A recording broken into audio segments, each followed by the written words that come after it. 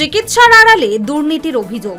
হুগলির মানকুণ্ডর মানসিক হাসপাতাল, যা বর্তমানে আনন্দ আশ্রম নামে পরিচিত, এবার সেখানে আর্থিক অনিয়ম, অবৈধ নির্মাণ সহ প্রকাশ্যে একাধিক অভিযোগ।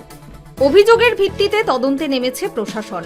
হাসপাতালের জমিতে শতাধিক দোকানঘর নির্মাণ, টাকা নিয়েও দোকান হস্তান্তর না করা, পাশাপাশি হাসপাতালের পুকুর, গাছ, সাইকেল স্ট্যান্ড সহ বিভিন্ন সম্পত্তি নিয়ে দুর্নীতির অভিযোগও উঠেছে। অভিযোগ, হাসপাতালের জমিতে তৈরি হয়েছে একাধিক দোকানঘর। স্থানীয়দের দাবি ৮০,০০০ থেকে ২ লক্ষ টাকা পর্যন্ত নেওয়া হলেও অনেকেই এখনো দোকান পাননি। করে দেবে বলে তার জন্য আমরা ২ লাখ করে টাকা চেয়েছে, ৮০,০০০ টাকা দেওয়া হয়েছে, এখনো কিছু টাকা দেওয়া হয়নি। কি হবে জানি না কি হবে, কি করে দেবে জানি না। এই ২০,০০০ টাকার কোনো কাগজপত্র দিয়েছে? হ্যাঁ, আমাদেরকে দিয়েছে, একটা করে রসিদ দিয়েছে। কিসের রসিদ? ওই ১০,০০০ ২০,০০০ জমা দিয়েছে, এরকম ভাবে দিয়েছে। পৌরসভার রসিদ? হ্যাঁ, পৌরসভা থেকে দিয়েছে। হবে জানি না, আমরা তো ধার না করে যাই হোক করে তো দিয়েছি। আমাদের একটা করে দোকান ছিল, করে খাচ্ছিলাম আমরা, তখন বললো যে দোকান ঘর হবে, এসব ভেঙে দিয়ে নতুন করে দোকান হবে। তো যাদের রাস্তার ধারে দোকান তাদের জন্য ২ লাখ টাকা, আর যারা কিনে নেবে তাদের জানি না কত করে টাকা, কিন্তু টাকা দেওয়া হয়েছে, কি হবে জানি না। দীর্ঘদিন আগে সারা পশ্চিমবঙ্গ সারা নাম আছে এখানকার।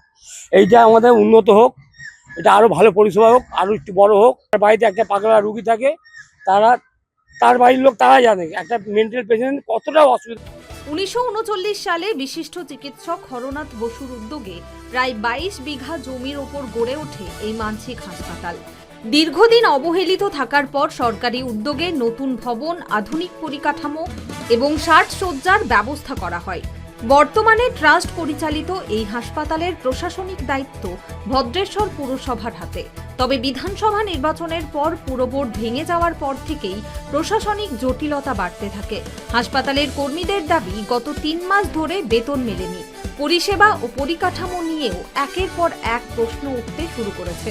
পুরো ঘটনায় ক্ষোভ প্রকাশ করে চন্দননগরের বিজেপি বিধায়ক দীপাঞ্জন গুহ জানান, দুর্নীতির সঙ্গে যুক্ত কাউকেই রেয়াত করা হবে না।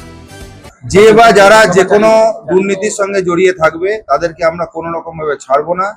তাদেরকে যেভাবে যা শাস্তি দেওয়া উচিত আইন তার ব্যবস্থা নেবে। কোনো কম্প্রোমাইজ করবো না, পাবলিকের সঙ্গে কোনো রকম ভাবে প্রতারণা করতে দেবো। এদিকে হাসপাতালের অবৈধ নির্মাণ, আর্থিক লেনদেন এবং অন্যান্য অভিযোগের সত্যতা যাচাই করতে বিশেষ ফ্যাক্ট ফাইন্ডিং কমিটি গঠন করেছে প্রশাসন। কমিটি সমস্ত নথি খতিয়ে দেখে রিপোর্ট জমা দেবে। একই সঙ্গে রোগীদের চিকিৎসা, ওষুধ, খাবার এবং বিশুদ্ধ পানীয় জলের ক্ষেত্রে কোনো রকম গাফিলতি বরদাস্ত করা হবে না বলে জানিয়েছে প্রশাসন। হসপিটাল আছে, ওখানে ল্যান্ডের উপরে যে ইনফ্রাস্ট্রাকচার আছে ওটাকে নিয়ে তারপরে ফিউচার প্ল্যানিংটা আমরা কি করতে পারবো, কোথায় রিপেয়ার, রেনোভেশন, নতুন আইডিয়াস, নতুন প্ল্যান নিয়ে একটা ভাবনা চিন্তাটা হয়েছে। এর সঙ্গে সঙ্গে কিছু ইস্যুসটাও রয়েছে, নানা রকম ইস্যুসটা রেজ হয়েছে। ধরুন কিছু আনঅথরাইজ দোকান আছে, কি অথরাইজড আছে, উপরে আছে কোথায়। সো এইসব বিষয় নিয়ে যে ইস্যুস রেজ হয়েছে ওটাকে নিয়ে আমরা একটা ফ্যাক্ট ফাইন্ডিং কমিটি রকম করছি। ফ্যাক্ট ফাইন্ডিং আগে স্টেটমেন্ট অফ ফ্যাক্টস ও গ্রাউন্ড পজিশনটা, এখন কারেন্ট পজিশনটা কি রয়েছে ওটাকে এক্সামিন করবে।